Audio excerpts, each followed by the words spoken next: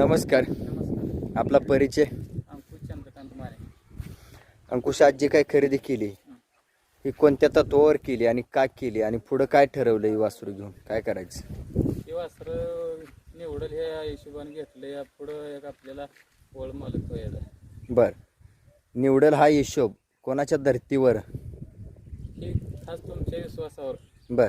आपल्याला काय एवढी 100% पारख नाही, 50% 100% तुमच्यावर विश्वास आहे. आणि माझ्यावरचा विश्वास कधी बसून आहे?